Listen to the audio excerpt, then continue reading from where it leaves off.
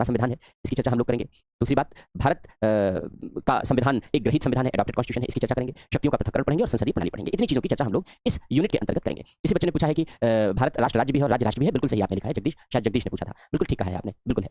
तो संविधानवाद और संविधान में अंतर शिवानी, देखो संविधान एक दस्तावेज है और संविधानवाद उस पर आधारित एक शासन प्रणाली है, तो ये डिफरेंस है। अब हम लोग चर्चा शुरू करते हैं भारतीय संविधान की विशेषताओं में। भारत का संविधान विशालतम संविधान है, lengthiest constitution of the world. Ivor Jennings British है, अंग्रेज है। आइवर जेनिंग्स ने कहा कि भारत का संविधान विश्व का सबसे लंबा संविधान है, विश्व का सबसे बड़ा संविधान है। ये बात आइवर जेनिंग्स ने कही, इसलिए हम इनको कोट कर रहे हैं, लेकिन ये बात सच है कि भारत का संविधान विश्व का सबसे बड़ा संविधान है। इतना बड़ा संविधान विश्व के अन्य देशों का नहीं है। क्या रीजन है, क्या कारण है कि भारत का संविधान विश्व का सबसे बड़ा संविधान है? हम लोग यहाँ पर इस कारण की चर्चा करने जा रहे हैं कि किन कारणों से भारत का संविधान विश्व का सबसे बड़ा संविधान बना है। तो एक लाइन लिखो यहाँ पर, पहले लिखो, आइवर जेनिंग्स के अनुसार, आइवर जेनिंग्स के अनुसार भारत का संविधान, आइवर जेनिंग्स के अनुसार भारत का संविधान विश्व का विशालतम संविधान है, सबसे बड़ा संविधान है। आइवर जेनिंग्स के अनुसार भारत का संविधान विश्व का विशालतम यानी सबसे बड़ा संविधान है। भारतीय संविधान के विशाल होने के लिए, बड़े होने के लिए, भारतीय संविधान के विशाल होने के लिए, बड़े होने के लिए निम्नलिखित कारण उत्तरदायी रहे हैं। निम्नलिखित कारण उत्तरदायी रहे हैं। अपराजिता बच्चे, स्टेट नेशन का डिफरेंस, आगे एक बार इस चैप्टर को कवर कर लेते हैं, फिर आगे क्वेश्चन आंसर ले लेंगे। अभी थोड़ा पढ़ लेते हैं, पढ़ने के बाद आपका क्वेश्चन ले लेंगे, मुझे याद रहेगा। और अन्यथा जब हम क्वेश्चन आंसर सेशन शुरू करेंगे तो फिर वहां पूछ लेना, हम लोग ले लेंगे, तब उस समय ले लेंगे। अभी थोड़ा पढ़ लेते हैं शुरुआत में। तो आइवर लिखा है हमने, भारत के संविधान के विशाल होने के लिए निम्नलिखित कारण उत्तरदायी रहे हैं। तो अब कौन कौन से कारण हैं जिसके कारण भारतीय संविधान विश्व का सबसे बड़ा संविधान बना है? हम लोग एक एक प्रावधानों की चर्चा यहाँ पर कर लेते हैं। सबसे पहली बात, भारत को संघीय देश कहा जाता है, फेडरल कंट्री कहते हैं। अब संघीय क्या होता है, इसको हम लोग 2 दिनों में पढ़ेंगे, एक दिन में नहीं, यानी बहुत विस्तार से पढ़ेंगे। लेकिन अभी ये समझो सामान्य भाषा में कि जैसे अमेरिका है, भारत है, ऐसे देशों में केंद्र की अपनी अलग सरकार होती है, राज्यों की अपनी अलग सरकार होती है, दोनों की अपनी अलग अलग सरकार होती है। जबकि कुछ देश ऐसे हैं जैसे ब्रिटेन आदि देशों में, वहां केवल एक सरकार होती है जिसे केंद्र की सरकार कहते हैं। वहां राज्यों की अलग और स्वतंत्र सरकार नहीं होती। लेकिन भारत जैसे देश में राज्यों को अलग स्वतंत्रता है सरकार बनाने और चलाने की। वहां मुख्यमंत्री अलग चुना जाता है, राज्यपाल अलग अपॉइंट होता है, और केंद्र की अपनी अलग सरकार होती है, प्रधानमंत्री और राष्ट्रपति मिलकर केंद्र की सरकार चलाते हैं। तो जहां इस तरीके की व्यवस्था होती है, दोहरी सरकार होती है, ऐसी प्रणालियों को संघीय प्रणाली के नाम से जाना जाता है। और भी बहुत सारे लक्षण हैं, वो हम लोग आगे चर्चा करेंगे। तो जहां पर इस तरीके की संघीय प्रणालियां बनाई जाती हैं, यानी दोहरी सरकार होती है, वहां पर यह व्यवस्था विकसित की गई है परंपरागत तरीके से कि ऐसे देशों में दोहरा संविधान भी होना चाहिए। अगर दोहरी सरकार है तो दोहरा संविधान भी होना चाहिए। ये व्यवस्था बनाई गई है, यानी संघीय प्रणालियों में दोहरा संविधान होता है, एक संविधान केंद्र का और एक संविधान राज्यों का। जैसे अमेरिका का एग्जांपल अगर लो, तो अमेरिका में केंद्र का संविधान अलग है और सभी राज्यों का अपना अलग अलग संविधान है, अपना अलग अलग संविधान है। लेकिन भारत में ऐसा नहीं है। संघीय प्रणाली होने के बावजूद भी भारत के लिए, यानी केंद्र के लिए और सभी राज्यों के लिए एक ही संविधान बनाया गया है। क्यों किया हमने ऐसा? हमने ऐसा इसलिए किया क्योंकि अगर हम सभी राज्यों को अपना अलग अलग संविधान बनाने की इजाजत दे देते तो हर राज्य अलग अलग प्रावधान करते, उनमें प्रावधान भेदभाव वाले भी हो सकते थे। जैसे देखो, कुछ समय तक जम्मू कश्मीर का अपना अलग संविधान था, 2019 तक। तो जम्मू कश्मीर के लोगों को भारत के अन्य लोगों से कुछ विशेष अधिकार दिए गए थे, अलग अधिकार दिए गए थे। आप जम्मू कश्मीर में जाके बस नहीं सकते थे, आप जम्मू कश्मीर में जाके जॉब नहीं कर सकते थे। जम्मू कश्मीर के ही लोगों को अधिकारों से वंचित रखा गया था, जम्मू कश्मीर में ही भेदभाव कर दिया गया, क्योंकि वहां भारत के संविधान का पूरी तरीके से क्रियान्वयन नहीं होता था। वहीं पर कुछ लोगों को वोट देने के अधिकार मिलते थे, कुछ लोगों को वोट देने के अधिकार से वंचित कर दिया गया कि कुछ ऐसे समुदाय के लोग हैं जिन्हें वोट नहीं देना, जिन्हें वोट नहीं देने का अधिकार मिलेगा, उन्हें पढ़ने का अधिकार नहीं मिलेगा। ऐसे ऐसे प्रावधान थे 2019 तक जम्मू कश्मीर में कि कुछ ऐसे समुदाय के लोग हैं जैसे वाल्मीकि समुदाय और भी, कि ना तो ये स्कूलों में इनके बच्चे एडमिशन ले सकते हैं, ना तो इनके परिवार के लोगों को वोट मतदाता सूची में नाम शामिल किया जाएगा, ना तो इनका वोटर आईडी कार्ड बनाया जाएगा, ना इनको वोट देने का अधिकार मिलेगा। अब अगर आप एक आधुनिक समाज और लोकतंत्र की बात करो, सभ्य समाज की बात करो, तो ऐसी बातें तो बड़ी दकियानुसी और बड़ी परंपरागत बातें हैं। ऐसी बातें तो आज के समय में होनी ही नहीं चाहिए। लेकिन आपको ये जानकर हैरानी होगी कि 2019 तक, जब तक अनुच्छेद 370 खत्म नहीं किया गया और जम्मू कश्मीर का जो अपना संविधान था वो रद्द नहीं कर दिया गया, तब तक जम्मू कश्मीर में इस प्रकार के भेदभाव प्रचलन में थे अपने ही निवासियों के साथ। तो अगर हम राज्यों को अपना संविधान बनाने की इजाजत दे दें तो हमारे यहाँ तो राज्य ऐसे भी कानून बना सकते हैं, ऐसे भी संविधान बना सकते हैं। तो हमारे संविधान निर्माताओं ने उसी समय ये सोचा कि भाई पूरे देश के लोगों के भले के लिए और पूरी देश की एकता और अखंडता के लिए और सभी राज्यों में एक जैसा शासन बने और चले, इसके लिए देश में एक ही संविधान होना चाहिए। नतीजा ये हुआ कि संविधान निर्माताओं ने यह तय किया कि भारत में एक ही संविधान होगा और राज्यों को अलग संविधान बनाने और चलाने की इजाजत नहीं दी जाएगी। जम्मू कश्मीर के लिए अलग व्यवस्था की गई थी, वो हमारी भूल थी, वो हमारी गलती थी, क्योंकि अगर उप प्रधानमंत्री सरदार पटेल का रोल होता तो शायद ऐसा न हो पाता। लेकिन वो एक गलती थी जिसे हमने सुधारा, लेकिन बहुत बाद में सुधारा, 2019 में आकर के सुधारा। तो 70 साल बाद हमने उस गलती को दूर किया। क्यों? क्योंकि जम्मू कश्मीर के ही बहुत सारे समुदाय संविधान के अंतर्गत दिए जाने वाले अधिकारों से वंचित रह गए 70 साल तक, यानी पीढ़ियां वंचित रह गई, पीढ़ियां गुजर गई शोषण में पीढ़ियां गुजर गई। तो हमने ये तय कर लिया कि हम अपने देश में ऐसी व्यवस्था को लागू होने नहीं देंगे, तो इसलिए एक संविधान बनाया गया। तो पहली बात कि एक ही संविधान है भारत के लिए और सभी राज्यों के लिए, इसलिए संविधान के प्रावधान ज्यादा बड़े हो गए। तो पहला रीजन है कि संघीय प्रणाली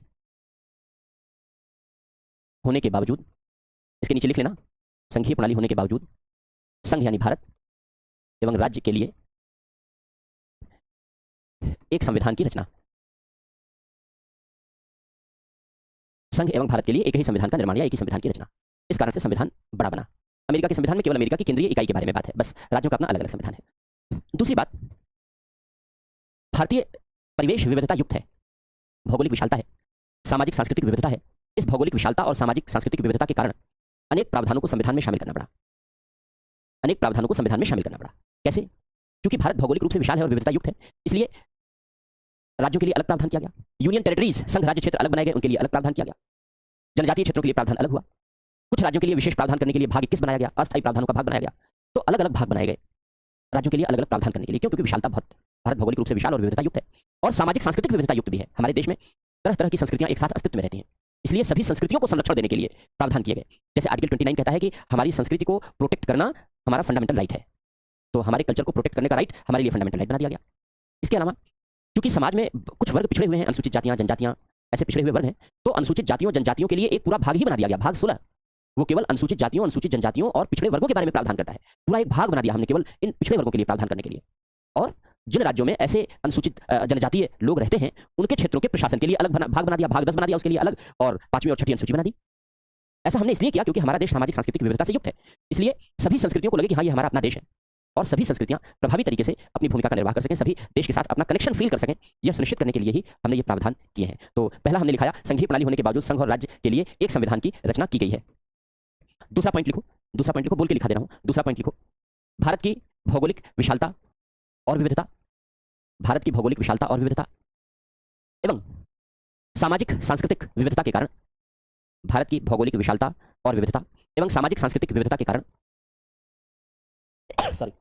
सामाजिक सांस्कृतिक विविधता के कारण अनेक प्रावधानों की रचना की गई है।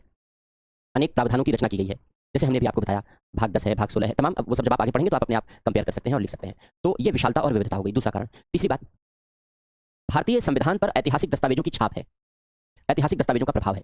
हमने जब संविधान बनाया तो संविधान बनाते समय हमने ऐतिहासिक दस्तावेजों का उदाहरण लिया। कौन से ऐतिहासिक दस्तावेज? नेहरू रिपोर्ट, अभी लिखा देंगे, पहले समझ लेते हैं। नेहरू रिपोर्ट 1928 और भारत सरकार अधिनियम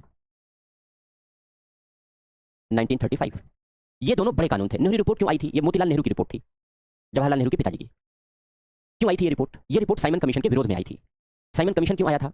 साइमन कमीशन का गठन इसलिए किया जाना था, या ये कहें कि एक कमीशन इसलिए आना था कि वो इस बात का अनुमान लगाता कि भारत के लिए भारतीय संविधान बना सकते हैं या नहीं और कैसे बन सकता है। लेकिन जब साइमन कमीशन अंग्रेजों ने भेजा, समय से पहले भेज दिया, किसी भारतीय से राय नहीं ली गई, किसी भारतीय को शामिल नहीं किया गया, तो बड़ा विरोध हुआ इसका। और जब विरोध हुआ तो उसमें लाला लाजपत राय जैसे नेताओं की मृत्यु भी हुई, लाठीचार्ज में हम लोग जानते हैं। तो साइमन कमीशन के विरोध में मोतीलाल की अध्यक्षता में एक समिति बनाई गई और उस समिति को यह काम सौंपा गया कि भाई भारत के लिए एक संविधान का ड्राफ्ट बना करके बताए। तो ये हमारे यहाँ संविधान बनाने का पहला प्रयास था, जिसमें मोतीलाल नेहरू ने अपनी रिपोर्ट में यह बताया कि भारतीयों के लिए भारतीय अपना संविधान बनाने में सक्षम है, यानी हम अपना संविधान बनाने में सक्षम है। और अगर हम अपना संविधान बनाएंगे तो उस संविधान में हम कौन कौन सी बातें लिखेंगे।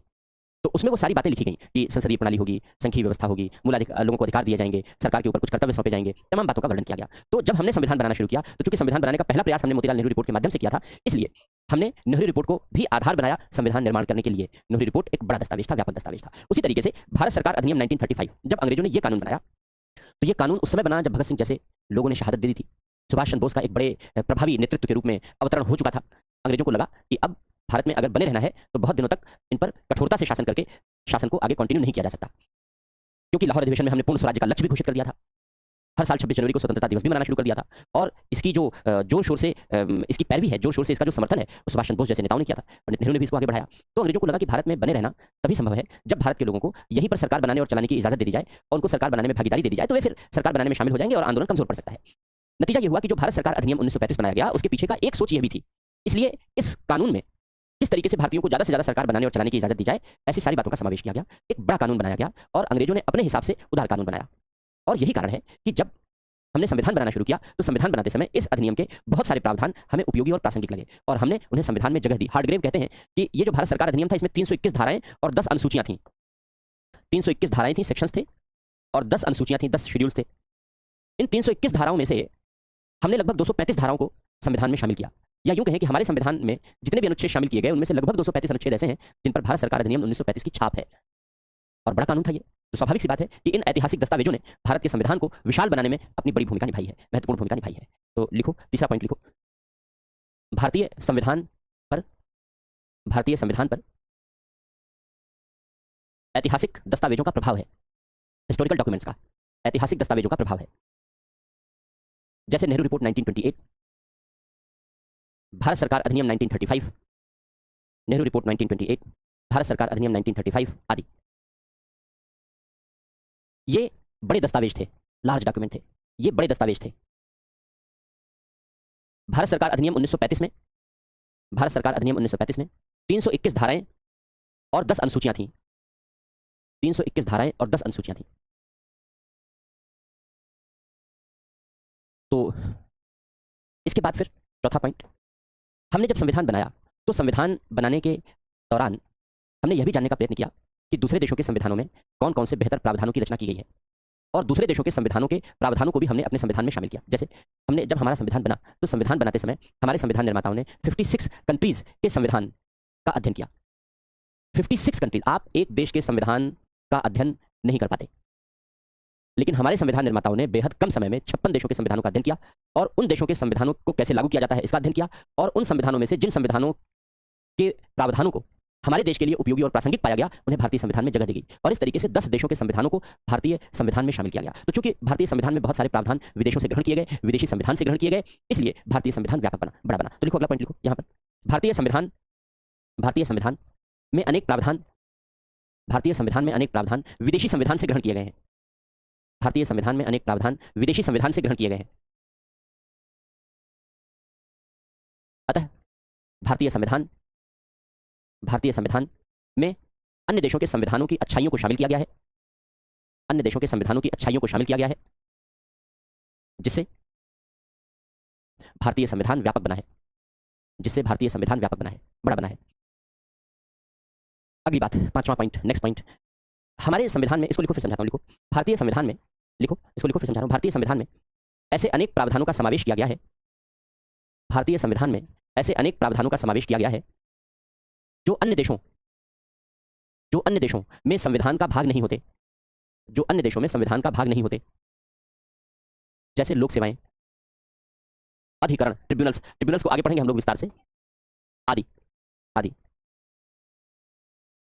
तो कहने का आशय यह है कि जब हमने कहा कि भाई भारत का संविधान विश्व का सबसे बड़ा संविधान है, जेनिक्स ने भी कहा कि भारत का संविधान सबसे बड़ा संविधान है, तो क्यों बन गया? एक रीजन ये भी है कि अन्य देशों के संविधानों में बहुत सारी बातों को संविधान में नहीं लिखा जाता, जैसे इलेक्शन के बारे में नहीं लिखा जाता, अमेरिका के संविधान में इलेक्शन के बारे में नहीं है, अमेरिका के संविधान में पब्लिक सर्विसेज के बारे में नहीं है, अमेरिका के संविधान में विशेष वर्गों के बारे में प्रावधान नहीं है।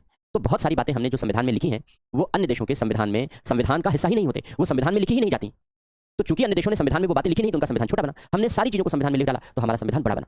तो संविधान के विशाल बनने में, संविधान के व्यापक बनने में ये सारे फैक्टर उत्तरदायी रहे हैं। लेकिन अब यहीं पर जब एक और तो संविधान की विशालता को हम अच्छा मानते हैं, इसलिए मानते हैं कि सरकार चलाने के लिए जितने भी डायमेंशन हो सकते हैं, जितने भी आयाम हो सकते हैं, उन सभी आयामों के लिए कहीं ना कहीं कोई ना कोई मार्गदर्शन हमारा संविधान देता हुआ नजर आता है। बड़ा होने का एक फायदा यह है कि शासन सत्ता के संदर्भ में जितनी गतिविधियां हैं उन सब के संदर्भ में संविधान कोई ना कोई डायरेक्शन, कोई ना कोई मार्गदर्शन देता हुआ नजर आता है। तो ये एक अच्छी बात है, ये एक पॉजिटिव चीज है। लेकिन इसका एक निगेटिव पहलू भी है, और इसका निगेटिव पहलू यह है कि जेनिक्स ने कहा कि भारतीय संविधान वकीलों का स्वर्ग है। जेनिक्स ने कहा कि भारतीय संविधान वकीलों का स्वर्ग है, लॉयर्स पैराडाइज है। क्यों कहा उन्होंने? यानी एक तरीके से उन्होंने भारतीय संविधान की आलोचना की। दो आधारों पर भारतीय संविधान को वकीलों का स्वर्ग कहा जाता है। पहला आधार कि भारतीय संविधान विशाल है, बड़ा है। दूसरा आधार, भारतीय संविधान की भाषा शैली जटिल है। इन दोनों आधारों पर भारतीय संविधान को वकीलों का स्वर्ग कहते हैं। अब क्यों कहते हैं समझो, इसे फिर लिखाता हूं। भारतीय संविधान विशाल है, बड़ा है, बहुत सारी बातें संविधान में शामिल की गई हैं, इसलिए संविधान के अंतर्गत मुकदमेबाजी की संख्या बढ़ जाती है। संविधान के अंतर्गत मुकदमेबाजी की संख्या बढ़ जाती है। इसका क्या मतलब हुआ?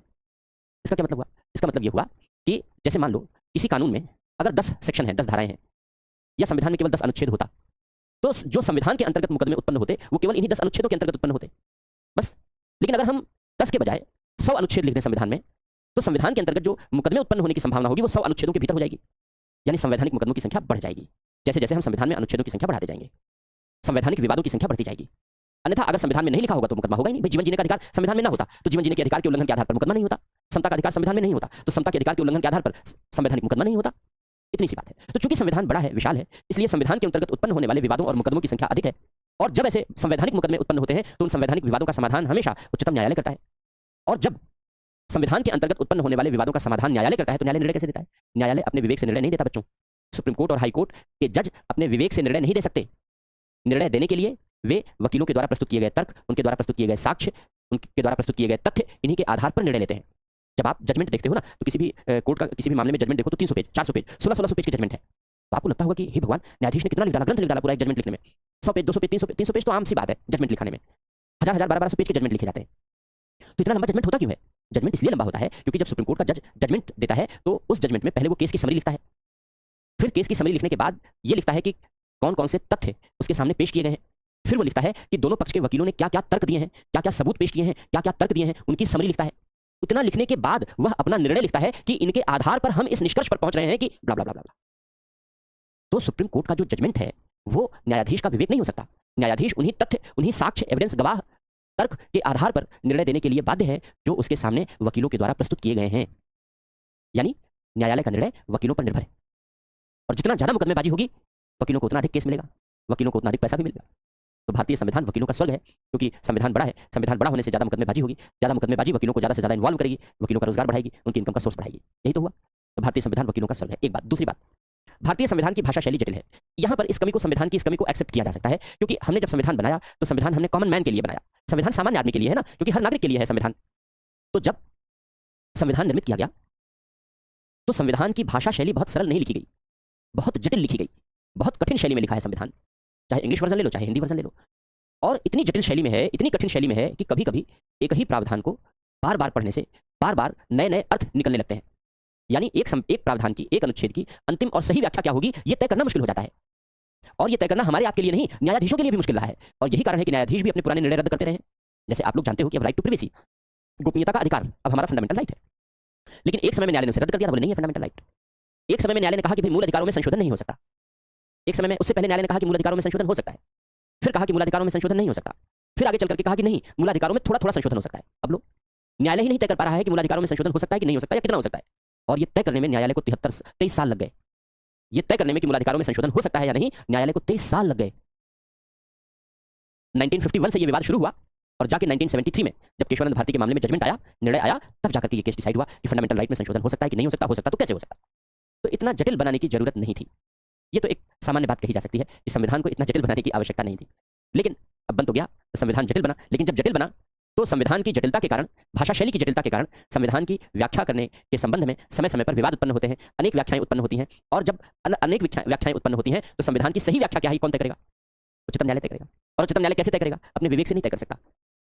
वकीलों के द्वारा प्रस्तुत किए गए तर्क, वकीलों के द्वारा प्रस्तुत किए गए साक्ष्य, वकीलों के द्वारा प्रस्तुत किए गए तथ्य के आधार पर ही वह अपना निर्णय दे सकता है, संविधान की व्याख्या कर सकता है। इसका मतलब है कि संविधान की व्याख्या वकीलों को ज्यादा से ज्यादा शामिल करती है, इन्वॉल्व करती है। इसीलिए जेनिंग्स ने कहा ये कि भारतीय संविधान वकीलों का स्वर्ग है।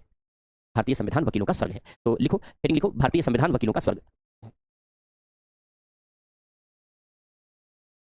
भारतीय संविधान वकीलों का स्वर्ग लिखो। जेनिंग्स ने, अंग्रेज है, जेनिंग्स ने भारतीय संविधान, जेनिंग्स ने भारतीय संविधान को वकीलों के स्वर्ग की संज्ञा दी है। वकीलों के स्वर्ग की संज्ञा दी है। यह वस्तुतः, यानी वास्तव में, यह वास्तव में भारतीय संविधान की आलोचना है। यह वास्तव में भारतीय संविधान की आलोचना है, जो निम्नलिखित दो तथ्यों पर आधारित है। जो निम्नलिखित दो तथ्यों पर आधारित है। पहला, भारत का संविधान विशाल होने के कारण, भारत का संविधान विशाल होने के कारण अनेक संवैधानिक विवादों को जन्म देता है। भारत का संविधान विशाल होने के कारण अनेक संवैधानिक विवादों को जन्म देता है। भारत का संविधान विशाल होने के कारण अनेक संवैधानिक विवादों को जन्म देता है।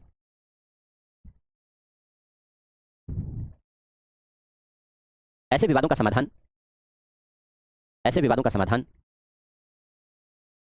उच्चतम न्यायालय द्वारा, ऐसे विवादों का समाधान उच्चतम न्यायालय द्वारा वकीलों के द्वारा प्रस्तुत किए गए, वकीलों के द्वारा प्रस्तुत किए गए तथ्य, तर्क और साक्ष्य के आधार पर किया जाता है। वकीलों के द्वारा प्रस्तुत किए गए तथ्य, तर्क और साक्ष्य के आधार पर किया जाता है।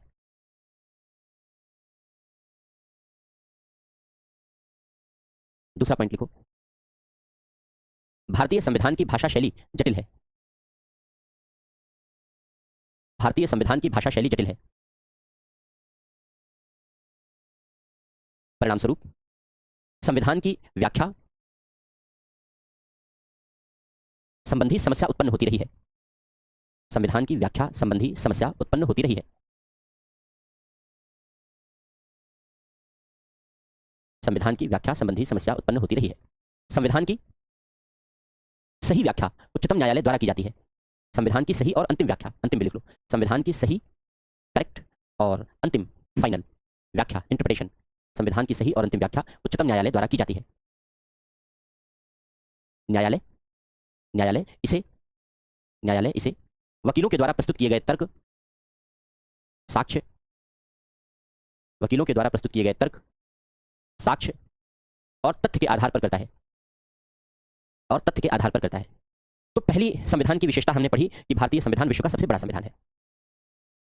और क्यों सबसे बड़ा संविधान है हमने ये समझा। फिर बड़ा संविधान होने के नाते इसको जेनिक्स ने वकीलों का स्वर्ग भी कह दिया है। तो अगर मेन एग्जामिनेशन में आता है तो ये सारी चीजें आप लिख सकते हो, प्री में आता है तो सीधे सीधे दो रीजन है, भाषा शैली की जटिलता और संविधान की विशालता। और किसने कहा है? जेनिक्स ने कहा है। क्वेश्चन कभी कभार पूछे गए हैं, ऑप्शनल में भी पूछा गया है ये वाला क्वेश्चन कि भारतीय संविधान वकीलों का स्वर्ग है, टिप्पणी कीजिए। ये क्वेश्चन पीएसआईआर ऑप्शनल में भी पूछा गया है, जो राजनीति विज्ञान और अंतर्राष्ट्रीय संबंध का ऑप्शनल सब्जेक्ट होता है, ये क्वेश्चन उसमें भी पूछा जा चुका है अभी 3-4 साल पहले कि टिप्पणी कीजिए भारतीय संविधान वकीलों का स्वर्ग है। तो हम लोग जिस डिस्कशन को कर रहे हैं यहीं से प्रश्न बनने लगते हैं, जो हम लोग कॉन्सेप्ट समझे हैं वहां से भी प्रश्न बने हैं, और प्री और मेन दोनों के। तो ये केवल और केवल जीएस के लिए ही नहीं, ये क्वेश्चन जीएस के लिए तो इंपॉर्टेंट है ही, जिन बच्चों का पीएसआईआर ऑप्शनल है उनके लिए भी इक्विवेलेंट महत्व रखता है, ये उनके लिए भी समान महत्व रखता है। क्योंकि मैंने आपको बताया कि ये क्वेश्चन आप प्रीवियस ईयर के क्वेश्चन पेपर उठा के देखोगे राजनीति विज्ञान और अंतर्राष्ट्रीय संबंध का, पीएसआईआर का, तो आपको ये क्वेश्चन वहां पर दिखाई पड़ेगा। टिप्पणी कीजिए भारतीय संविधान वकीलों का स्वर्ग है। अब इसके बाद जो अगला टॉपिक हम लोग यहाँ पर कवर करने जा रहे हैं वह है भारतीय संविधान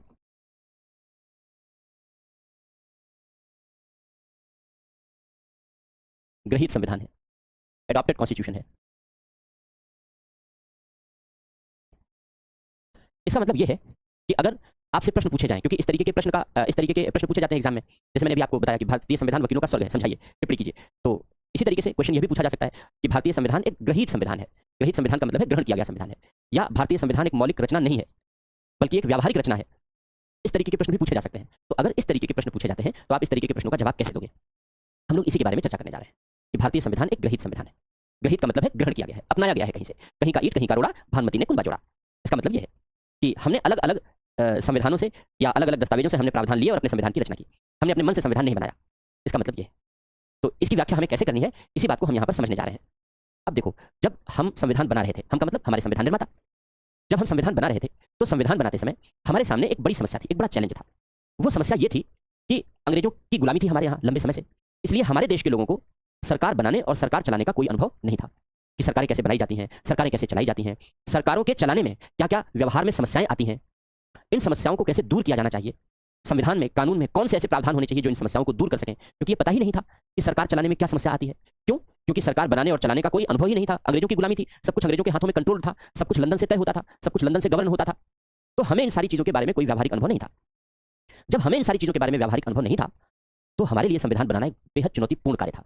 क्यों? क्योंकि हम एक ऐसा संविधान बनाना चाहते थे जो हमारे भविष्य में कार्य करने वाली सरकारों के लिए उपयोगी बना रहे। ऐसा ना हो कि हम एक आदर्श संविधान की रचना कर दें और व्यवहार में लागू करना उसे कठिनाइयों से भरा हो, हमारी सरकारी चुनौतियों का सामना करने लगे जब उसे व्यवहार में लागू करें। हम एक ऐसे संविधान की रचना नहीं करना चाहते थे। हम एक ऐसे संविधान की रचना करना चाहते थे जिसको लागू करना आसान हो, जिसको पालन करने में व्यवधान का सामना न करना पड़े, जिसमें सरकार की सारी समस्याओं का समाधान निहित हो, जो सरकारों के लिए उपयोगी और प्रासंगिक हो। ऐसे संविधान की रचना करना चाहते थे। तो हमने क्या तरीका अपनाया? हमने एक तो ये तरीका अपनाया कि हमारे देश में जो पहले से शासन व्यवस्था चली आ रही है अंग्रेजी काल की, हमने उसका अध्ययन किया और हमने ये देखा कि क्या पहले से जो चली आ रही व्यवस्थाएं हैं उन व्यवस्थाओं में से कुछ व्यवस्थाओं को जारी रखा जा सकता है, कंटिन्यू किया जा सकता है। अगर किया जा सकता है तो क्यों? तर्क के आधार पर उसकी हम विवेचना करें, उस पर चर्चा करें, और अगर हम उन्हें कंटिन्यू कर सकते हैं तो कंटिन्यू करें। एक बात। दूसरी बात, दूसरे देशों के संविधानों का हमने अध्ययन करने का नजरिया अपनाया, दृष्टिकोण अपनाया संविधान सभा में, और संविधान सभा के सदस्यों ने यह तय किया कि हम केवल दूसरे देशों के संविधान का अध्ययन ही नहीं करेंगे, हम इस बात का भी अध्ययन करेंगे कि अगर दूसरे देश के संविधान में कोई बात लिखी गई है तो उसको वहां लागू कैसे किया जाता है, वहां लागू करने में क्या बाधाएं आती हैं, क्या समस्याएं आती हैं, और हम उन बाधाओं और समस्याओं से अलग रह करके अपने यहाँ ऐसी व्यवस्था अपनाएं जो हमारे यहाँ भविष्य में काम करने वाली सरकारों के लिए चुनौती न बने। जैसे अमेरिका में विधायिका और कार्यपालिका के बीच कठोर अलगाव है, यानी अमेरिका का राष्ट्रपति और अमेरिका की विधायिका यानी कांग्रेस के बीच एक दूरी है, बड़ी दूरी है। उसका नुकसान यह होता है कि अक्सर अमेरिका में राष्ट्रपति और वहां की कांग्रेस के बीच टकराव पैदा होता है, अक्सर टकराव पैदा होता है। कैसे? जैसे अभी ट्रंप बड़ी चर्चा में है ना, तो जब ट्रंप पिछली बार राष्ट्रपति बने थे तो राष्ट्रपति बनते ही उन्होंने कहा कि हम मैक्सिको और अमेरिका के बीच कटीले तार लगवाएंगे, फेंसिंग करेंगे, बाड़े लगवाएंगे, सीमाएं बनाएंगे, मोटी दीवार बनाएंगे जिससे कि घुसपैठ ना हो सके। उन्होंने घोषणा की तो अमेरिका की कांग्रेस ने कहा हम तुम्हें पैसे ही नहीं देंगे, करो घोषणा। तो उन्होंने घोषणा तो कर दी, लेकिन क्योंकि पैसे का कंट्रोल अमेरिका की कांग्रेस के पास है तो अमेरिका की कांग्रेस ने बजट ही सैंक्शन नहीं किया, पैसा ही नहीं दिया, तो वो लागू ही नहीं कर पाए। अब आप ट्रंप को जानते हैं वो कितने बड़े बड़ बोले हैं, उन्होंने खूब सुनाई खरी खोटी, लेकिन कोई फायदा नहीं, क्योंकि पैसा देना तो उसके हाथ में, कांग्रेस के हाथ में दिया नहीं उसने, झगड़ा हो गया। तो अमेरिका में ये अक्सर होता है कि वहां की राष्ट्रपति और वहां की कांग्रेस के बीच टकराव दिखता रहता है, झगड़ा दिखता रहता है। जब हमारा संविधान बन रहा था तो हमारे संविधान निर्माताओं ने अमेरिका के व्यवस्था का भी अध्ययन किया, व्यवहार में कैसे लागू होता है इसका भी अध्ययन किया। उन्होंने देखा कि भाई अक्सर ये तो राष्ट्रपति और वहाँ की कांग्रेस यानी वहाँ की विधायिका झगड़ते रहते हैं, तो उन्होंने सोचा अमेरिका वाला सिस्टम हमारे लिए उपयोगी नहीं है। उन्होंने देखा कि जो ब्रिटिश सिस्टम है वहाँ प्रधानमंत्री और संसद के बीच झगड़ा नहीं होता, वहाँ टकराव नहीं होता, ये वाला सिस्टम ठीक है। तो उन्होंने ये वाला सिस्टम अपना लिया, ब्रिटिश सिस्टम अपना लिया, अमेरिकी सिस्टम को त्याग दिया। इसी तरीके से बहुत सारे प्रावधान आगे हम लोग जब अलग अलग संविधानों की चर्चा करेंगे तो वो बताते रहेंगे, उसमें चर्चा करते रहेंगे। जैसे अमेरिका में मूल अधिकार दिए गए जिसको बिल ऑफ राइट्स कहते हैं, तो वहां पर बिल ऑफ राइट्स पर कोई रोक नहीं लगाई गई। अमेरिका में लोगों को बोलने का अधिकार दिया गया तो असीमित अधिकार दे दिया गया, मुंह खोलो कुछ भी बोलो, जितना उटपटांग बोल सकते हो वह भी बोलो, गाली देना है वो भी बोलो, रोक टोक ही नहीं है। तो भाई लोगों ने खूब उटपटांग बोलना शुरू किया, तो फिर अमेरिका के सुप्रीम कोर्ट को इंटरफेयर करना पड़ा। बोले ये कौन सा अधिकार है कि मुंह खोलो कुछ भी बोलो, ऐसा थोड़ी है। बोलने की आजादी है तो उस पर कुछ प्रतिबंध भी तो होने चाहिए। गाली देने का अधिकार थोड़ी मूल अधिकार हो जाएगा कि बोलने के अधिकार में गाली देने का अधिकार भी मूल अधिकार है, क्योंकि गाली देना भी बोलना है, ऐसे थोड़ी चलेगा। इस पर कंट्रोल होना चाहिए, कुछ इस पर कुछ सीमा होनी चाहिए। तो अमेरिका के सुप्रीम कोर्ट को इंटरफेयर करना पड़ा, उतरना पड़ा कि भाई देखो ये तो गलत बात है, संविधान में यहाँ यहाँ रोक टोक लगाओ। जब हमारे संविधान निर्माता हमारा संविधान बनाने लगे तो उनको लगा कि भाई ये तो गड़बड़ बात है कि हम लोगों को अधिकार दें और उस पर सीमाएं लिखें ही ना। तो उन्होंने संविधान में अधिकार भी दिए और उन अधिकारों पर सीमाएं भी लगाई जिससे कि हम उनका दुरुपयोग न करें। हम बोले तो अच्छा बोले, हम बोले तो गाली देने वाली बात ना कहें। तो हमने दूसरे देशों के संविधानों का अध्ययन किया, उनसे अच्छाइयां अपनाई, उन संविधानों के प्रावधानों को वहां लागू करने में क्या चुनौती होती थी हमने उसका अध्ययन किया। अध्ययन करके हमने देखा कि हम कैसे उन कमियों से बच सकते हैं, हम कैसे उसे अच्छाइयों में परिवर्तित करके अपने यहां लागू कर सकते हैं।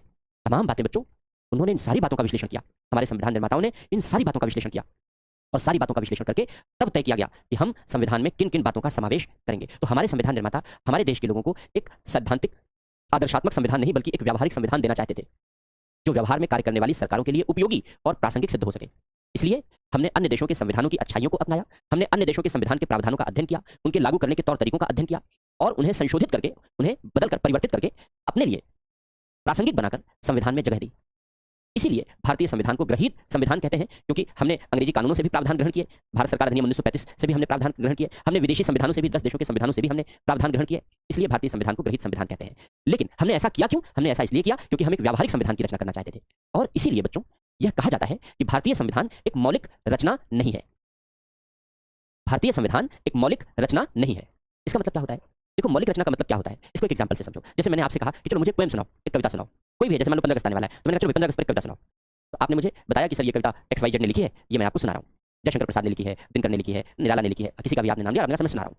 तो वो आपकी रचना नहीं है, वो निराला जी की रचना है, वो जयशंकर प्रसाद जी की रचना है, उनकी रचना आपने मुझे सुना दी। दूसरा तरीका यह है आपके सुनाने का कि सर आपने कहा कि ये मेरी स्वरचित है, ये मेरी स्वरचित है, मैंने लिखा है, मैं आपको वो सुनाने जा रहा हूँ जो मैंने खुद लिखा है, जो मैंने स्वरचित है, जो मुझसे स्वरचित है, जो मैंने खुद लिखा है, मैं आपको वो सुनाने जा रहा हूँ। तो जो आपकी स्वरचित कविता है वो आपकी मौलिक रचना है, वो आपकी मौलिक रचना है। क्यों? क्योंकि स्वरचित है, आपने खुद रचा है, अपने मस्तिष्क से, अपनी भावनाओं से, तमाम चीजों से, अपने चिंतन से उपजाया है, तो स्वरचित है। और जब आपने जयशंकर प्रसाद जी की, निराला जी की कविता सुना दी तो वो मौलिक रचना नहीं है आपकी, क्योंकि आपने दूसरे की रचना मुझे सुना दी। तो मौलिक रचना का मतलब होता है जो स्वरचित होती है, अपने चिंतन, अपनी भावनाओं से उपजी होती है। तो भारतीय संविधान एक मौलिक रचना नहीं है। मैं ये बता रहा था आपको कि भारतीय संविधान एक मौलिक रचना नहीं है, यानी यह भारतीय संविधान निर्माताओं के द्वारा स्वरचित नहीं है। ये उनके स्वयं के मस्तिष्क और चिंतन और भावनाओं की उपज नहीं है, बल्कि उनके चिंतन पर विदेशी प्रभाव था, दूसरे देशों के संविधानों का प्रभाव था, नेहरू रिपोर्ट का प्रभाव था, भारत सरकार अधिनियम 1935 का प्रभाव था। इन प्रभावों के अधीन उन्होंने, इन विचारों के अधीन उन्होंने भारतीय संविधान की रचना की है। इसलिए यह मौलिक रचना नहीं है। क्यों इन्होंने ऐसा किया कि भारत सरकार अधिनियम, नेहरू रिपोर्ट, अमेरिका का संविधान, ब्रिटेन का संविधान, आयरलैंड का संविधान, क्यों उन्होंने उन सबके प्रभाव के अधीन संविधान की रचना की? इसलिए कि क्योंकि उन्हें सरकार बनाने और चलाने का अनुभव नहीं था। उन्हें यह नहीं पता था कि संविधान में ऐसी कौन सी बात लिखी जानी चाहिए जिससे भविष्य में सरकारों के चलाने में सुविधा उत्पन्न होगी, जिससे भविष्य में सरकारों के चलाने में कोई बाधा नहीं आएगी। उन्हें यह बात पता नहीं थी, इसलिए उन्हें इन सारी बातों का अनुमान करने के लिए विदेशी संविधानों पर अपनी निर्भरता प्रकट करनी पड़ी। इसलिए बच्चों, भारतीय संविधान एक ग्रहीत संविधान है, भारतीय संविधान एक मौलिक रचना नहीं है, बल्कि भारतीय संविधान एक व्यावहारिक रचना है। लेकिन लेकिन लेकिन लेकिन अब यहाँ पर एक बात और ध्यान रखने वाली बात है। कभी कभी यह कहा जाता है कि भारतीय संविधान उधार का बुरा है। अक्सर आप किताबों में लिखा पा जाओगे कि भारतीय संविधान उधार का बुरा है। उधार का बुरा का मतलब उधार लिया, उधार मतलब समझते हो, ऋण लेना, उधार लेना, बारोइंग। बुरा, थैला, बैग, सैक, कुछ भी कह लो, बैग। तो भारतीय संविधान को उधार लिया गया थैला, उधार लिया गया बुरा कहते हैं। इसलिए कहते हैं क्योंकि भारतीय संविधान को दूसरे संविधानों से ग्रहण किया गया है, अनेक प्रावधानों को दूसरे संविधानों से ग्रहण किया गया है, इसलिए उधार का बुरा कह देते हैं। कहने में आपत्ति नहीं है, लेकिन मुझे आपत्ति है कि मेरे संविधान को आप उधार का बुरा क्यों कह रहे हो? ग्रहित कह दो, अच्छा शब्द है। उधार का बुरा अच्छा शब्द तो नहीं लगता मुझे। क्यों? क्योंकि उधार तो डेफिशिएंसी शो करता है ना। जब आप पैसा उधार लेते हो इसका मतलब आपके पास नहीं है, तभी तो ले रहे हो, कम है आपके पास, तभी तो ले रहे हो। तो उधार शब्द आपकी डेफिशिएंसी शो करता है, आपकी अक्षमता शो करता है, आपकी असमर्थता शो करता है। तो क्या हमें भारतीय संविधान को उधार का थैला कहना चाहिए? नहीं कहना चाहिए, क्योंकि उधार जैसा शब्द हमारी अक्षमता को शो करने लगता है, हमारी असमर्थता, हमारी कमी को दर्शाने लगता है। ग्रहित शब्द ठीक है, क्योंकि ग्रहण तो कोई भी कर सकता है, विचार ग्रहण किए जाते हैं, संकल्पनाएं ग्रहण की जाती हैं। ग्रहित शब्द ठीक है, उधार का बुरा कहना अच्छी बात नहीं है। तो हमें वास्तव में उधार का बुरा नहीं कहना चाहिए। हालांकि किताबों में लिखा मिलता है, लेकिन मैं इस विचार से सहमत नहीं हूं कि हमारे संविधान को कोई उधार का बुरा कहे। मैं इस विचार से सहमत नहीं हूं। हाँ, हमारा संविधान ग्रहित संविधान है, मौलिक संविधान नहीं है, व्यावहारिक संविधान है, लेकिन इसमें भी हमें यह बात ध्यान में रखनी चाहिए, उधार का बुरा इसलिए भी हमें नहीं कहना चाहिए क्योंकि हमें इस बात को ध्यान में रखना चाहिए कि हमने जब दूसरे देशों के संविधान के प्रावधानों को अपने यहाँ अपनाया तो हमने as it is copy paste नहीं किया है।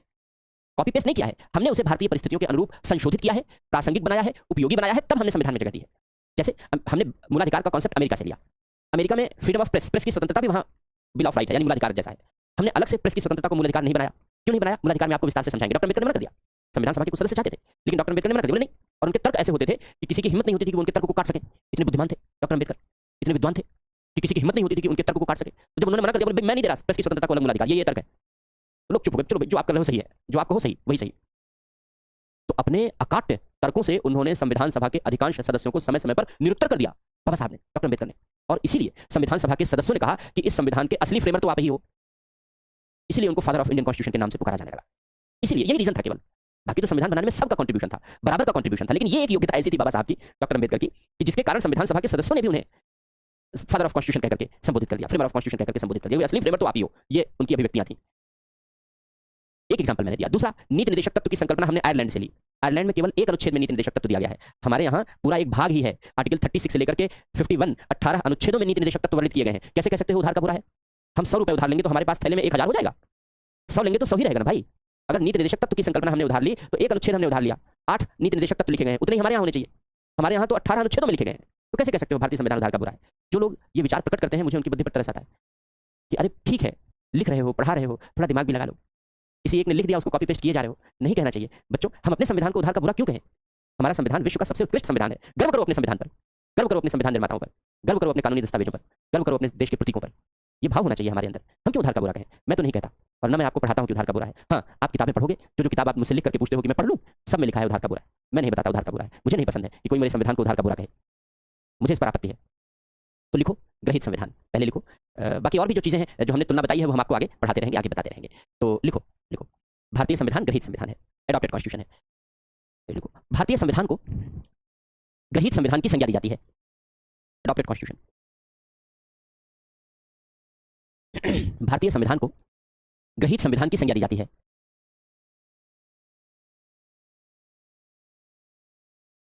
क्योंकि भारतीय संविधान के अनेक प्रावधान निम्नलिखित दो स्रोतों पर आधारित हैं।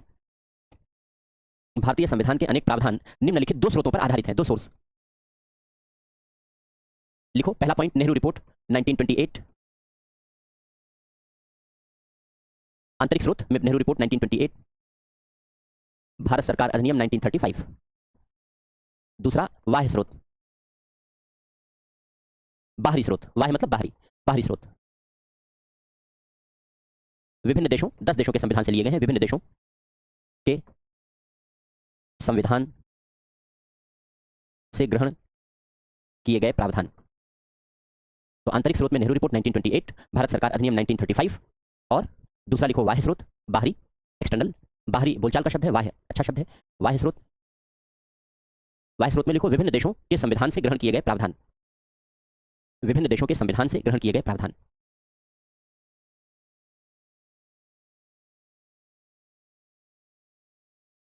पैरा चेंज करके लिखो, पैरा चेंज करके लिखो, भारत के संविधान निर्माताओं को सरकारों के निर्माण और संचालन का, सरकारों के बनाने और चलाने का, तो इसको लिखते हैं सरकारों के निर्माण और संचालन का। अच्छे शब्द लिखोगे तो अच्छे अंक आएंगे।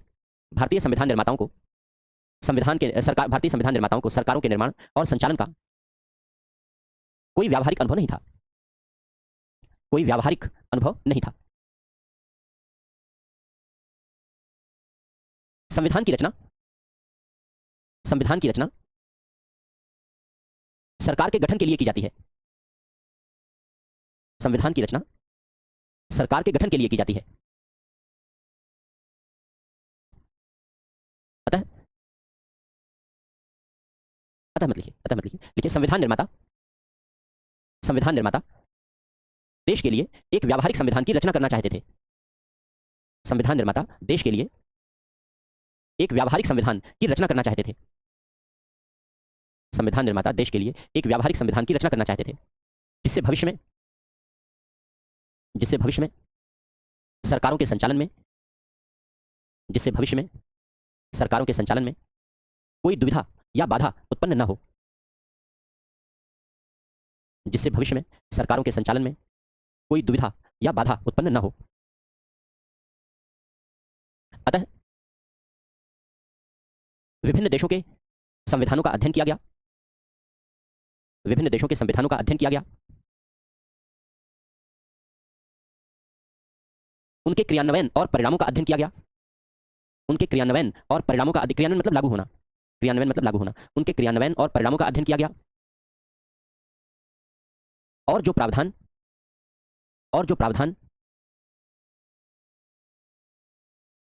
भारतीय परिस्थितियों के लिए उपयोगी लगे, उपयोगी प्रतीत हुए या उपयोगी लगे, उन्हें संविधान में शामिल किया गया, उन्हें संविधान में शामिल किया गया।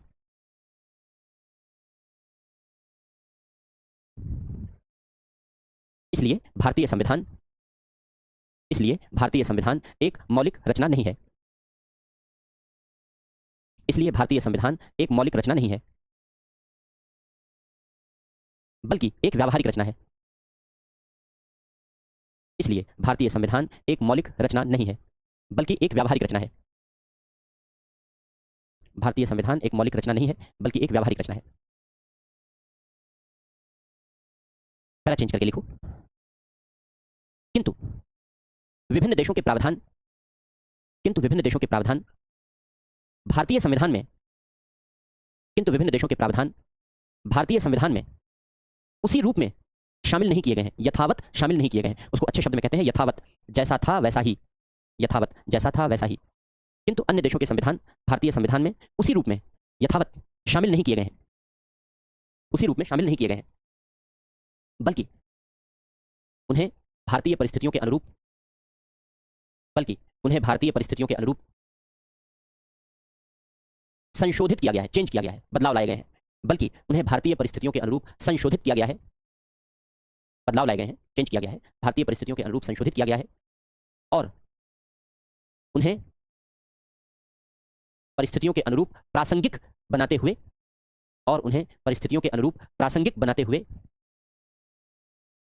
संविधान में जगह दी गई है या संविधान में शामिल किया गया है, और उन्हें भारतीय परिस्थितियों के अनुरूप प्रासंगिक बनाते हुए संविधान में शामिल किया गया है, सम्मिलित किया गया है, जगह दी गई है। अतः भारतीय संविधान में सुंदर पैबंद लगाए गए हैं,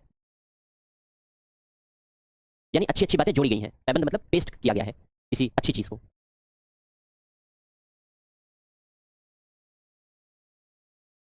किंतु भारतीय संविधान को उधार के बोरे की संज्ञा देना, भारतीय संविधान को उधार के बोरे की संज्ञा देना तर्कसंगत नहीं कहा जा सकता। उधार के बोरे की संज्ञा देना तर्कसंगत नहीं कहा जा सकता।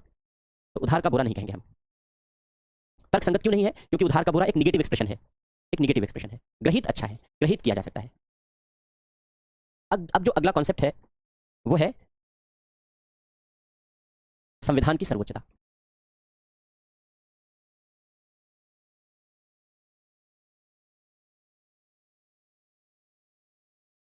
Supremacy of the constitution. इसका मतलब यह है, सुप्रीमेसी ऑफ द कॉन्स्टिट्यूशन का मतलब यह है कि हमारे यहाँ संविधान को सबसे ऊंचा दर्जा हासिल है। यानी किसी भी मामले में अंतिम निर्णायक संविधान होता है। अगर कोई भी विवाद है, कोई भी विषय है, तो किसी भी विवाद का अंतिम समाधान, किसी भी विषय का अंतिम निर्णय वही होगा जो संविधान कहेगा। तो संविधान ही किसी बात का अंतिम निर्णायक है। इसलिए हमारे यहाँ संविधान की सर्वोच्चता है। जबकि ब्रिटेन में ऐसा नहीं है। ब्रिटेन में संसद की सर्वोच्चता है, क्योंकि ब्रिटेन में कोई लिखित संविधान नहीं है। तो ब्रिटेन में किसी भी बात का अंतिम निर्णय करने की जिम्मेदारी पार्लियामेंट को दी गई है। ब्रिटेन की संसद जो बात तय कर देगी वो अंतिम माना जाएगा। इसलिए ब्रिटेन में संसदीय सर्वोच्चता है।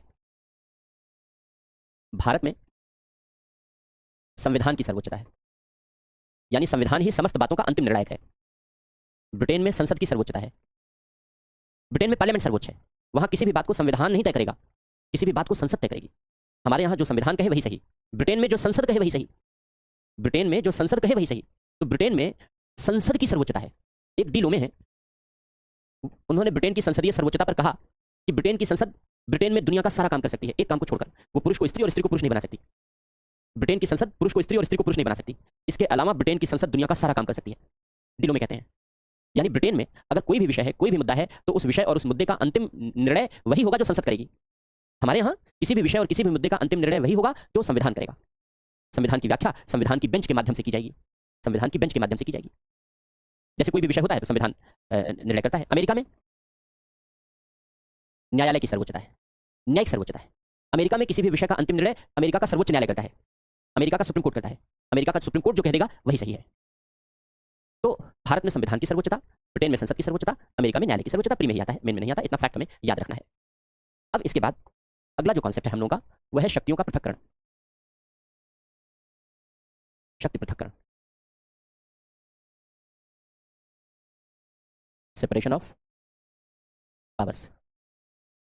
इसको शक्ति पृथक्करण का सिद्धांत भी कहते हैं, इसको शक्ति पृथक्करण का सिद्धांत भी कहते हैं, शक्ति पृथक्करण का सिद्धांत।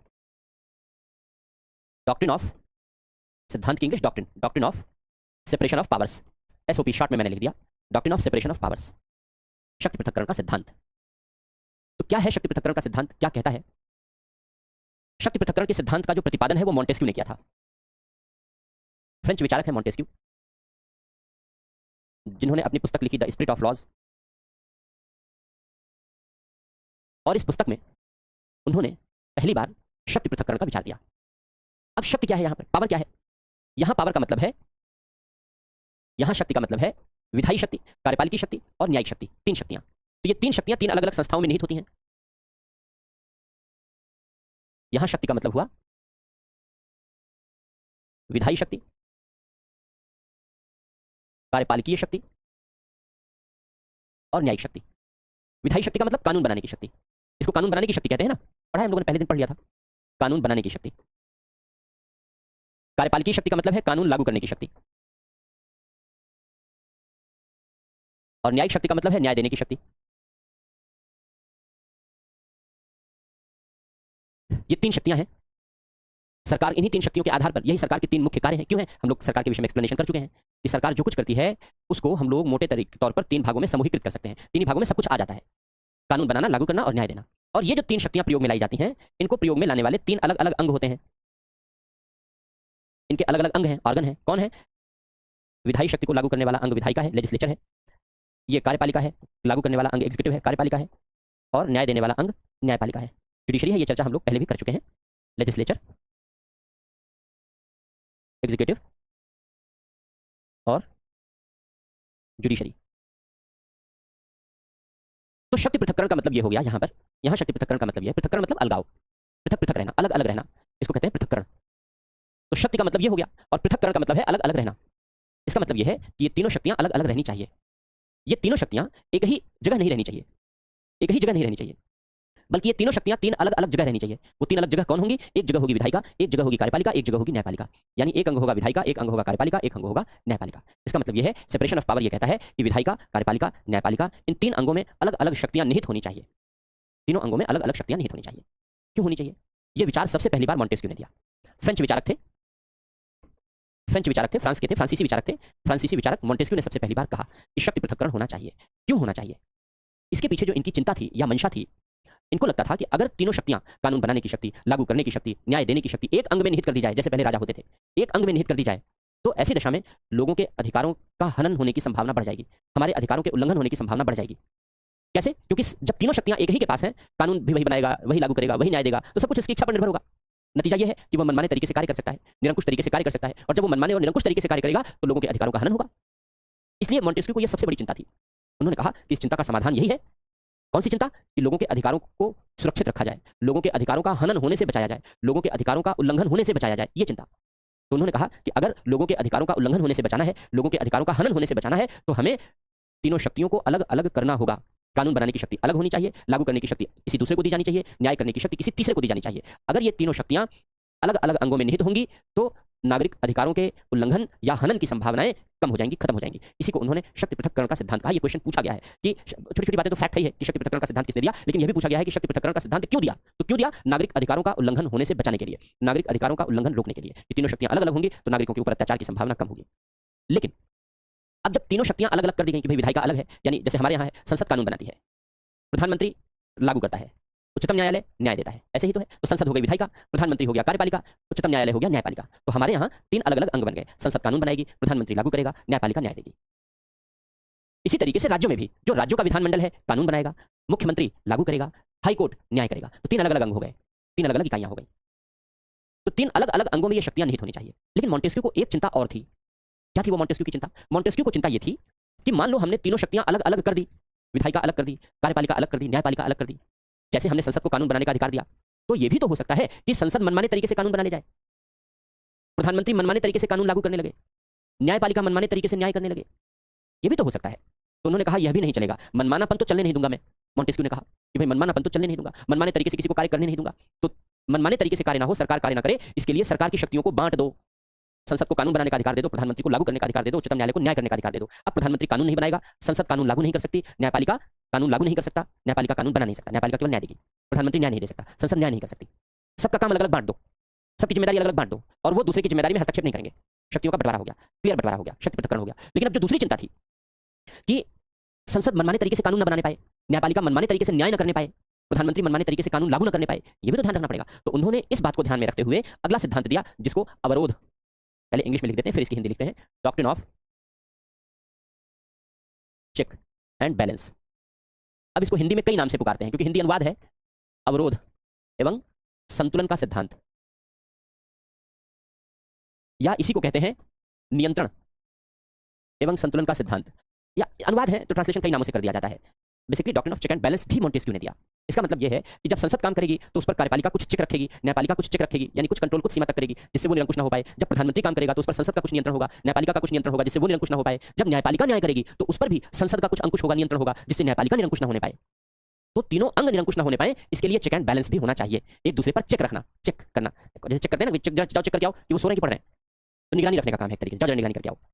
तो एक दूसरे पर चेक रखना और बैलेंस, यानी आपस में ये चेक ऐसा हो कि आपस में संतुलन बना रहे, असंतुलित ना हो जाए, आपस में संतुलन बना रहे, ये चेक ऐसा होना चाहिए। तो doctrine of check and balance का सिद्धांत होना चाहिए। अब कैसे ये लागू होता है, शक्ति पृथक्करण का सिद्धांत अमेरिका में कैसे लागू है, ब्रिटेन में कैसे लागू है, भारत में कैसे लागू है, इन तीनों देशों के बारे में हम लोग पढ़ेंगे। क्योंकि बच्चों हमने आपको पहले बताया था जब सिलेबस एक्सप्लेन कर रहे थे कि भारत के संविधान की अन्य देशों के संविधान के साथ तुलना, तो जहां जहां से तुलना प्रासंगिक है केवल वहीं से करते हैं, क्योंकि विश्व में तो बहुत सारे देश हैं, तो हर देश के संविधान से तुलना करना जरूरी नहीं होगा। केवल जिन देशों से प्रासंगिकता है उन्हीं देशों की तुलना हमारे लिए यहाँ उचित होगी। कहाँ कहाँ उचित है वो हमें पता है, वो हम आपको पढ़ाते रहेंगे। तो अब ये सारा जो एक्सप्लेनेशन है ये हम लोग फिर कल करेंगे कि कैसे अवरोध और संतुलन काम करता है, कैसे इंप्लीमेंट होता है, अमेरिका में कैसे लागू होता है, ब्रिटेन में कैसे लागू होता है, भारत में कैसे लागू होता है, वो चर्चा हम लोग कल करेंगे। लेकिन आज हम लोग पहले इसे लिख लेते हैं, जो हम लोगों ने शक्ति पृथक्करण पढ़ा है, पहले इसे लिख लो आप, सेपरेशन ऑफ पावर लिखो, लिखो हेडिंग लिखो शक्ति पृथक्करण, हेडिंग लिखो शक्ति पृथक्करण, लिखो शक्ति पृथक्करण सिद्धांत, या इस सिद्धांत का प्रतिपादन, हेडिंग तो है ये शक्ति पृथक्करण, इस सिद्धांत का प्रतिपादन, इस सिद्धांत का प्रतिपादन फ्रांसीसी विचारक, इस सिद्धांत का प्रतिपादन फ्रांसीसी विचारक मॉन्टेस्क्यू के द्वारा, उनकी बुक का नाम है, लिख लो ब्रैकेट में, द स्पिरिट ऑफ लॉ, इसी किताब में किया गया, इसी किताब में किया गया। इस सिद्धांत का प्रतिपादन फ्रांसीसी विचारक मॉन्टेस्क्यू द्वारा किया गया, मॉन्टेस्क्यू द्वारा किया गया। उन्होंने नागरिक अधिकारों की रक्षा के लिए, उन्होंने नागरिक अधिकारों की रक्षा के लिए इस सिद्धांत का प्रतिपादन किया, उन्होंने नागरिक अधिकारों की रक्षा के लिए इस सिद्धांत का प्रतिपादन किया, जिससे जिससे सरकारें निरंकुश होकर, जिससे सरकारें निरंकुश होकर, जिससे सरकारें निरंकुश होकर लोगों के अधिकारों का हनन न कर सकें, जिससे सरकारें निरंकुश होकर लोगों के अधिकारों का हनन न कर सकें। अर्थात यह सिद्धांत, अर्थात यह सिद्धांत लोगों को सरकारों की निरंकुशता से बचाता है। निरंकुशता मतलब मनमानेपन। अर्थात यह सिद्धांत लोगों को सरकारों की निरंकुशता से बचाता है। पैरा चेंज करके लिखो, पैरा चेंज करके लिखो। शक्ति पृथक्करण का अर्थ है, शक्ति पृथक्करण का अर्थ है कि सरकार की, शक्ति पृथक्करण का अर्थ है कि सरकार की विधायी, कार्यकारी या कार्यपालिकीय, इसको कार्यकारी भी कहते हैं, एग्जीक्यूटिव, सरकार की विधायी, कार्यकारी या कार्यपालिकीय एवं न्यायिक शक्तियां, एवं न्यायिक शक्तियां अलग अलग अंगों में निहित होनी चाहिए। सरकार की विधायी, कार्यपालिकीय और न्यायिक शक्तियां अलग अलग अंगों में निहित होनी चाहिए, अलग अलग अंगों में निहित होनी चाहिए। ये अंग हैं क्रमशः, ये अंग हैं क्रमशः, क्रमशः मतलब क्रम से, ये अंग हैं क्रमशः डैश विधायिका, कार्यपालिका और न्यायपालिका। विधायिका, कार्यपालिका और न्यायपालिका। विधायिका, कार्यपालिका और न्यायपालिका, पहला चेंज करके लिखो। किंतु किंतु ये अंग भी किंतु ये अंग भी स्वयं में निरंकुश ना हो, अपने आप में निरंकुश ना हो। ये अंग भी स्वयं में अपने आप में निरंकुश ना हो। इसके लिए इसके लिए मॉन्टेस्क्यू ने इसके लिए मॉन्टेस्क्यू ने अवरोध एवं संतुलन का सिद्धांत दिया है, doctrine of check and balance. Doctrine of check and balance, अवरोध एवं संतुलन का सिद्धांत दिया है। अवरोध और संतुलन का सिद्धांत दिया है। इसका अर्थ है इसका अर्थ है कि इसका अर्थ है कि सरकार की ये तीनों शक्तियां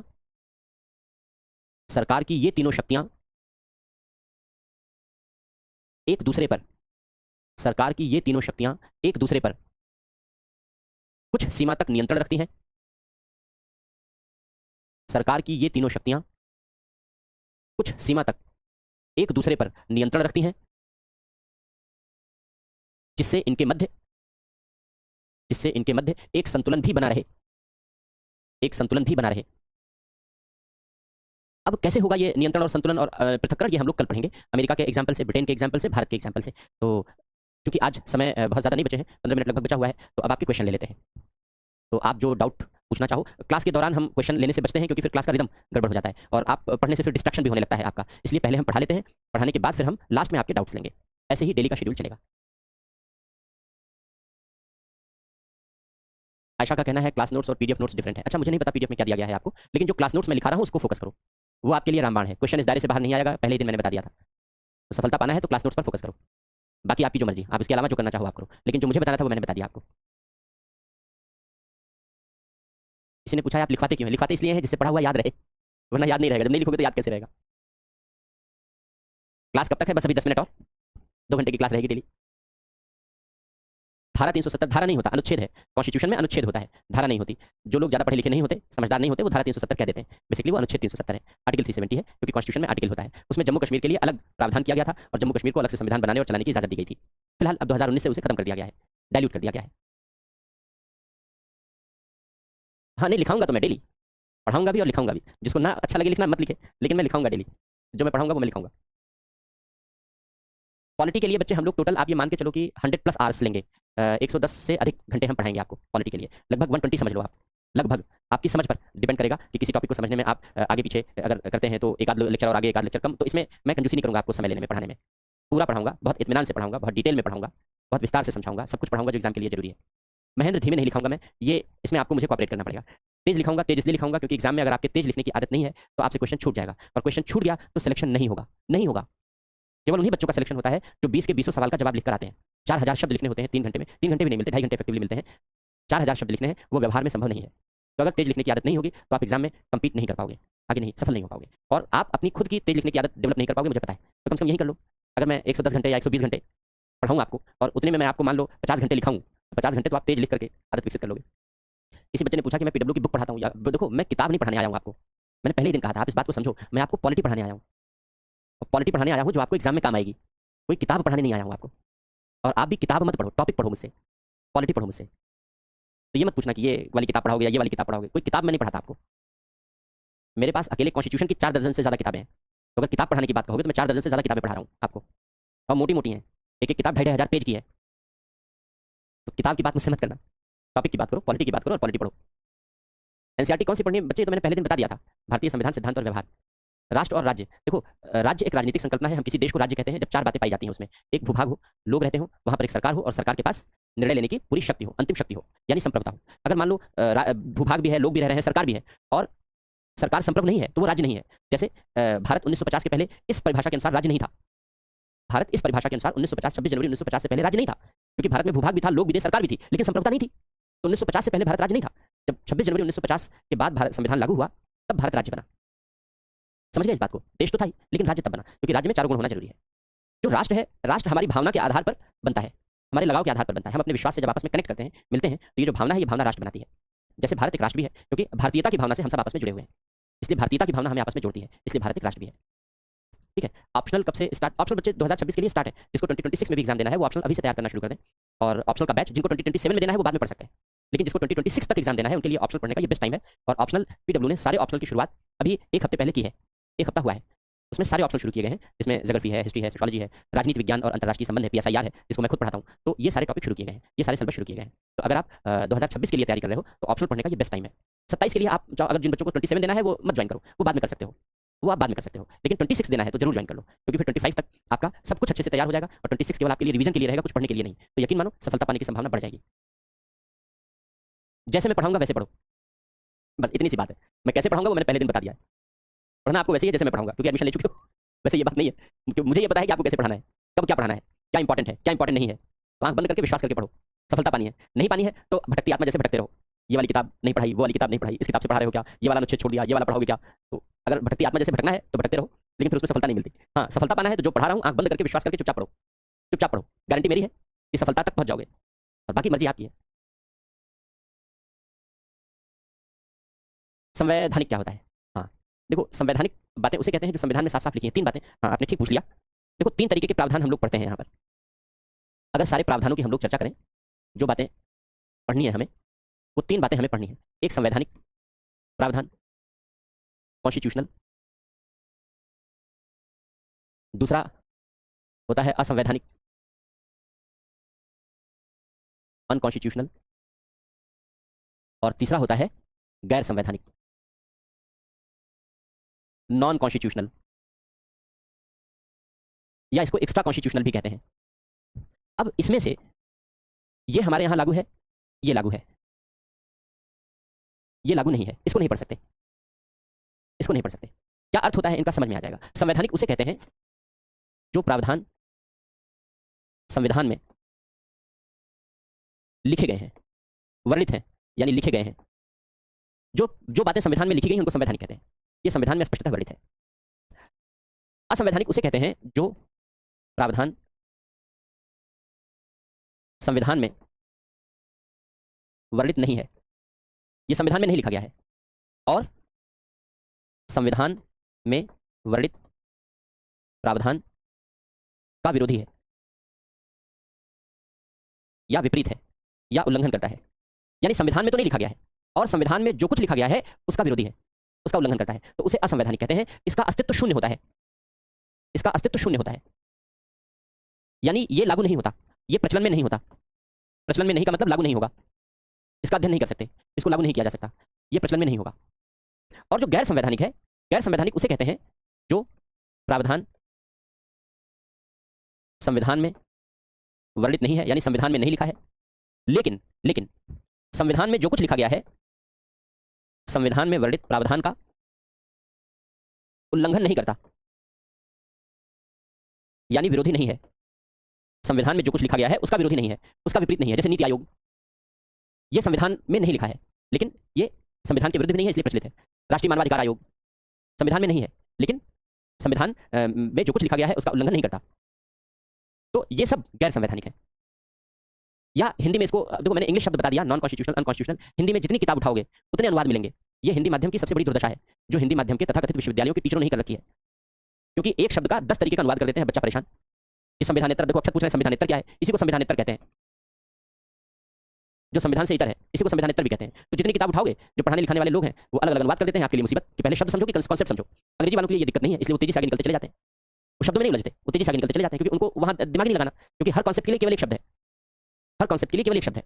यहाँ पर एक कॉन्सेप्ट के लिए कई शब्द हैं, और कई शब्द हैं, इसलिए यहाँ हिंदी माध्यम के लिए ये मुसीबत है। और ये मुसीबत विश्वविद्यालयों के टीचरों ने ही किताब लिख लिख के पैदा की है, क्योंकि एक ही शब्द के कई अनुवाद कर देते हैं अलग अलग किताबों में, तो दिक्कतें आपके लिए हो जाती हैं। तो ये संवैधानिक, असंवैधानिक और गैर संवैधानिक है। इस गैर संवैधानिक में कुछ बातें ऐसी होती हैं जो सरकार के आदेश से बनाई जाती हैं, कुछ चीजें ऐसी होती हैं जो संसद के कानून से बनती हैं। तो जो चीज संसद के कानून से बनती है उसको सांविधिक कहते हैं। एक शब्द ये भी है, आगे हम लोग फिर पढ़ेंगे, जब सांविधिक संस्थाएं पढ़ेंगे इसको फिर से पढ़ेंगे कि जो चीज संसद के कानून से बनेगी उसको सांविधिक कहेंगे, स्टैट्यूटरी कहते हैं। वो संसद का, जैसे राष्ट्रीय मानवाधिकार आयोग बनाया गया तो कानून बनाकर बनाया गया, तो उसको सांविधिक कहेंगे। ठीक है। संविधानवाद क्या है, कल बहुत डिटेल में लिखा दिया, बहुत डिटेल में पढ़ा भी दिया, और आज मैंने उसको रिवाइज भी करा दिया। इतनी बार बता चुका हूं संविधानवाद क्या है। फिलहाल फिर से पूछा है तो मैं फिर से बता दे रहा हूं नैन्सी, कि संविधानवाद संविधान पर चलने वाली शासन प्रणाली है। लेकिन इसका यह मतलब नहीं है कि संविधान में जो मर्जी चाहो लिख लो। संविधान के अनुसार लोकतंत्र भी होना चाहिए, शक्तियों का बंटवारा भी होना चाहिए, लोगों के अधिकारों की रक्षा भी होनी चाहिए, रूल ऑफ लॉ भी होना चाहिए। जब ये सब होगा तभी संविधानवाद होगा। ठीक है Vidyasagar thank you, Akash thank you, Hina ठीक है बच्चे thank you, Sadaf thank you, ठीक है अभय ठीक है। प्रावधान मतलब प्रोविजन, प्रावधान हिंदी है हिमांशी। राष्ट्र राज्य और राज्य राष्ट्र, राष्ट्र और राज्य की सीमाएं कोएग्जिस्ट करती हैं, एक साथ अस्तित्व में पाई जाती हैं आज के समय में। इसलिए आज के जितने देश हैं सभी देशों को राष्ट्र राज्य कहते हैं। America, Britain, Bharat, France, Germany, चीन, जितने देश हैं सब राष्ट्र राज्य कहलाते हैं। राज्य राष्ट्र की अवधारणा केवल इसलिए बनाई गई, ये कहा गया कुछ चिंतकों के द्वारा कि भाई भारत जैसे देशों में तो विविधता है, राष्ट्र एक होमोजेनिटी की बात करता है, एक समरसता की बात, एक समांगी समाज की बात करता है। भारत जैसे देशों में तो विविधता है, तो जहां विविधता है वहां राज्य राष्ट्र कहो। लेकिन ये दिया गया कॉन्सेप्ट है, ये प्रचलन में नहीं है। मैंने आपको बता दिया था केवल जानकारी के लिए। आज सभी देश राष्ट्र राज्य हैं। ठीक है मलिक, बंटी ठीक है, हिमांशी, प्राची, वंशिका, लक्ष्मी,